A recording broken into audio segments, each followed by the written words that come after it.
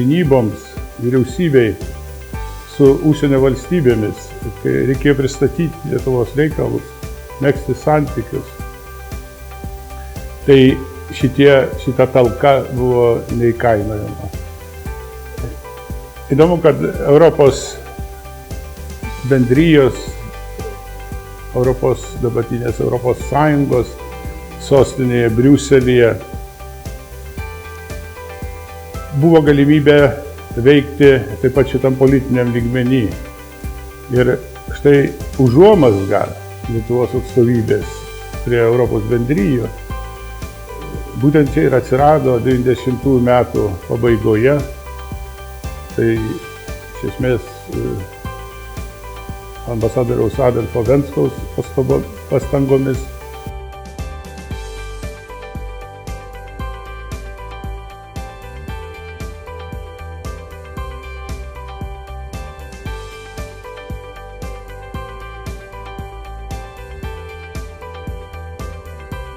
Šitas tęstinumas, kuris turėjo būti formalus tęstinumas, nepripažinimo politikos, turėjo būti įgyvendintas per konkrečius žmonės. Štai tokie žmonės kaip Stasys Lozoraitis, kuris dirbo Jungtinėse Amerikos valstybėse, ar Adolfas Venskus, kuris štai talkino tuo metu Briuselį. Čia jau ne pati pradžių pradžia, bet pradžia Lietuvos oficialaus atstovavimo. Tai yra pirmoji Lietuvos atstovybė tiek prie Europos Sąjungos, tiek prie NATO, tiek Belgijos karalystėje ir Liuksemburgo didžioji kunigaikštystėje. Svarbus pastatas dėl to, kad jis buvo Kanados lietuvių dovanotas, už Kanados lietuvių pinigus pirktas, bet taip pat tai buvo embrionas, mūsų diplomatinio atstovavimo embrionas.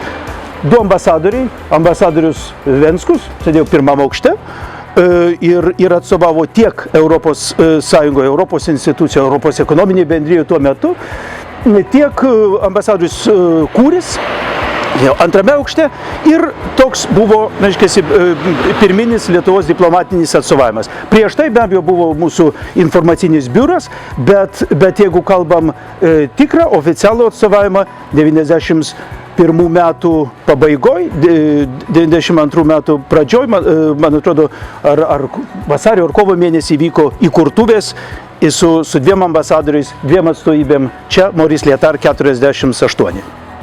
Bet tai iš tikrųjų buvo laikai, kada tiek visi Lietuvos diplomatai, ar visi, kas atstovavo, dirbo čia, gyveno kokiam kvadratiniam kilometre aplink šitą pastatą.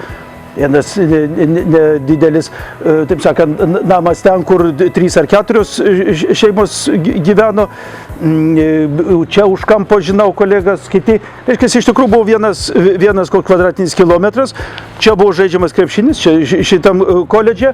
Taip pat name yra nuostabus kiemelis. Yra nuostabus kiemelis, kuriame irgi buvo visi įmanomi dalykai. Nuo asmeninių švenčių iki kitokių progų, kur visi susėdavo, žaisdavo, gyvendavo, kepdavo, draugaudavo.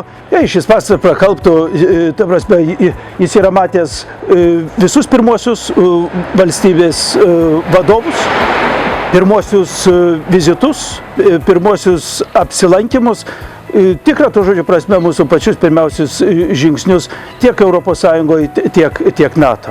Be abejo, vyko čia ir daug, sakant, paprastesnių dalykų. Ambasadorius Venskus mus mokė ne tik taip sakant, manierų, ne tik diplomatinių tokių atradimų, bet ir paprasčiausiai. Čia mokėmės tiek, kas yra kruasanas ir kaip jis valgomas. Vėlgi, matot, šitas pastatas matė tiek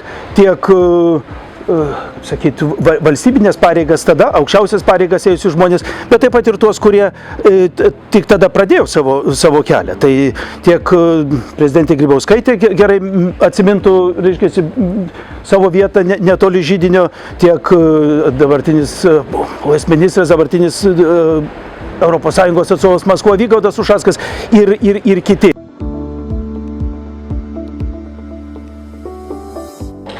I went to the Baltic states first time in 1990 with the then Commissioner Henning Christoffersen, and we visited Estonia, Lithuania and Latvia. We had conversations about how to prepare the way for integration with the European Union. And it was clear that we were at a crucial moment of history, because we had had the perestroika, we had had Gorbachev, Yeltsin was coming in, but nobody knew at that moment when the window of opportunity would be closed again. So it was immensely important to get the process going.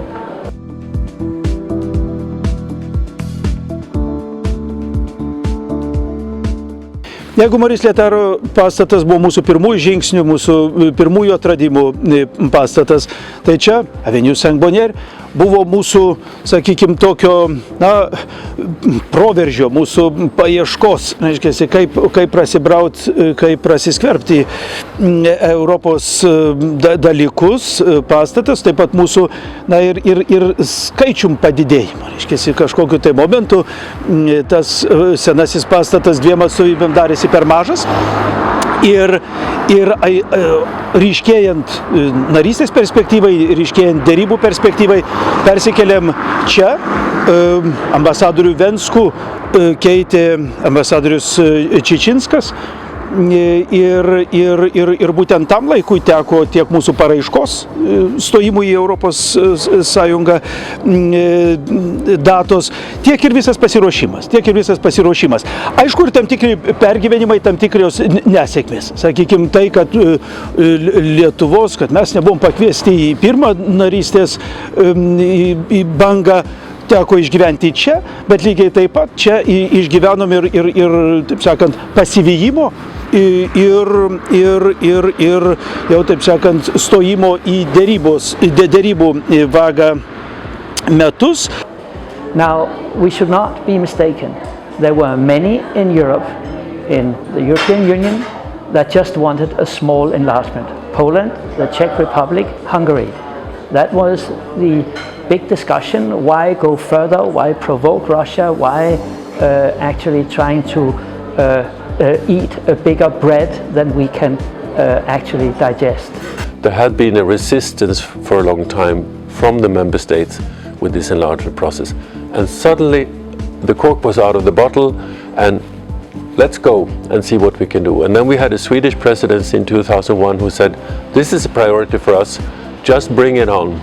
No, I probably had quite a healthy skepticism, but I had an open mind and I said, okay, show us. Because I knew I didn't know the country. Then at a certain point, I also had this question, is this going too fast?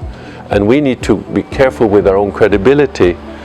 Especially, I was more worried not so much about the political will, but I was worried about capacity. Because as I told you, I had, even before I did this job, I had worked on development, and I do it now.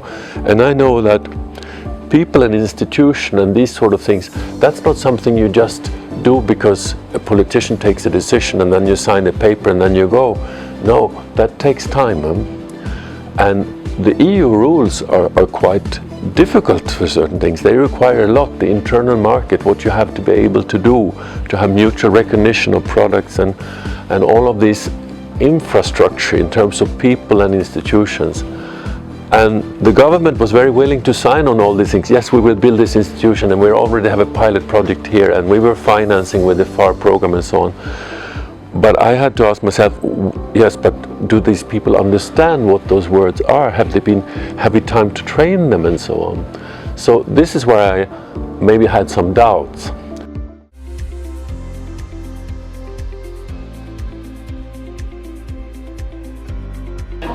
I happen to believe that we had a historical opportunity to provide stability for Europe and prosperity, including for the Baltic states, by putting everybody on the line for real enlargement. But it was difficult.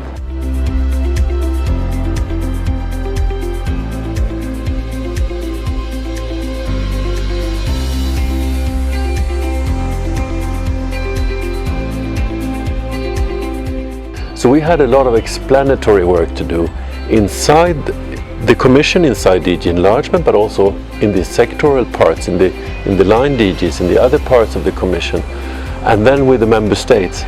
So I think that was the biggest challenge we had, but it was also, to some extent, the biggest part of the fun, because we could not just be advocates, of course, for your country. That wouldn't be appropriate. We had to also be very cool and calm, and to look at things as they were and make our judgment.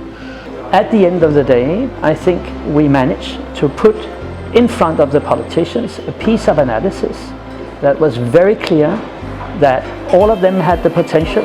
Estonia actually could qualify immediately. Why was that important? Well, it was important because we had to get, seen from the Baltic states, the foot in the door. We had to get the foot in the door to make sure that the window or the door would not close again. And for that, as a minimum, we needed one country. It then went to the political level, and the decisions were taken, as you all know, and it allowed Latvia and Lithuania to follow. They followed actually very rapidly, and they all became part of the same process of enlargement. From a paper which I have found, which dates the 3rd of December 2002 at sometime in the afternoon. The conclusion, and I'll read it out to you because that may be interesting for you, is provided that on Ignalina a text for the protocol can be agreed, that on Kaliningrad a text can be agreed for the protocol of declaration and the Copenhagen Council conclusions, that on the Schengen facility an agreement is found, on the disbursement of the funds, and that on sugar an agreement on the production quota can be found, an overall agreement can be reached. That was beginning of December, just before the European Council. So that gives you a little bit, okay, it was a much more detailed paper, but I think it gives you an insight in the type of things we were doing. I had to, not with Lithuania, but with other now member states, even in nightly sessions, agree on certain things in terms, because they were very, very sensitive, whether it was hunting rights in certain areas, or the name of a beer, or name of a wine, you know, things which were very, very important for citizens, and all these things had to be sewn up in the very last weeks before then the Copenhagen Council, which led us to an agreement for enlargement, which was then which actually then took place in 2004. During 2001, particularly the first half of 2001, Lithuania made very fast progress in the negotiations, and actually by the end of 2001 had caught up with countries in terms of closing chapters and progressing in the negotiations, had caught up with countries who had started several years before.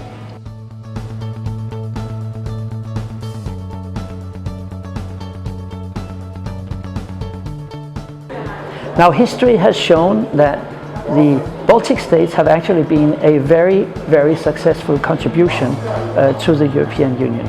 If today we may regret that we have not deepened the Union as much as we wanted, that we have not actually put in place all the rules on the Eurozone that we should, that we have not yet put in place a good border control and managed the migration, it is definitely not a mistake of the Baltic states. They have been a very constructive contributor to the development of the European Union.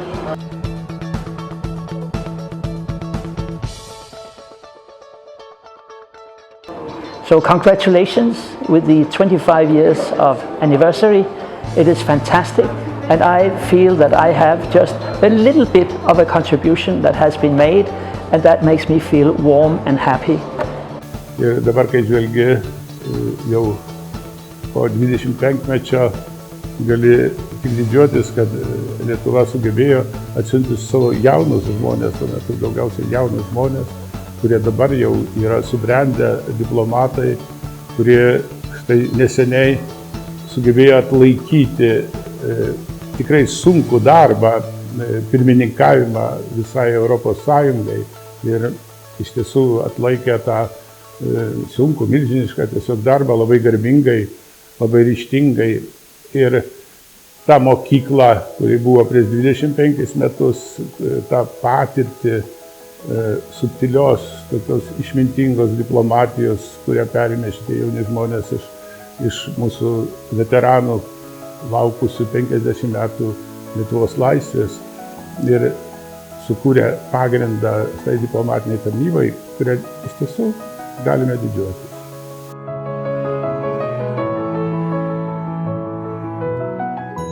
Briuselis yra Europos sostinė, Europos institucijų sostinė ir buvimas čia tai yra savotiškas buvimas Europos centre. Ir neturėtumėm pamiršti, kad kai atgavome nepriklausomybę, kai atkūrėme nepriklausomybę, vienas iš mūsų prioritetų, vienas iš esminių uždavinių buvo grįžti į tą Europą. Ir norėjome čia ne tik tai dėl kažkokių pragmatinių sumetimų, mums tai buvo visų pirma vertybės, kita vertus mums tai buvo ekonominio stabilumo ir nepriklausomybės užtikrinimas. Na ir galiausiai, gal kitiems kitaip, bet Lietuvai manau, kad ES yra ir sudėtinė saugumo dalis. Tai visus šituos 25 metus manau, kad Europa mums buvo ta vieta, į kurią norėjosi eiti ir kai atėjome, mes norime čionai būti. Ir kai pasižiūri, kokie yra iššūkiai dabar, apsidairai, kas vyksta pasaulyje, tiek su Britanijos išstojimo procesu, tiek su mūsų nesaugia kaiminystė rytuose ir pietuose, man atrodo, kad pasidaro dar svarbiau tas buvimas Europoje ir Europos reikšmė. Ir kas baisiausia, mūsų buvimo Europoje arba mūsų buvimo Briuselėje 25-metį, kad panašu, kad Europos Sąjunga arba Europos vienybė nėra tokia duotybė. Ir dėl to reikia dirbti, padėti pastangų ir vienas to nepadarysi. Yra daugybė klausimų, kurių vienas nebeišspręsi.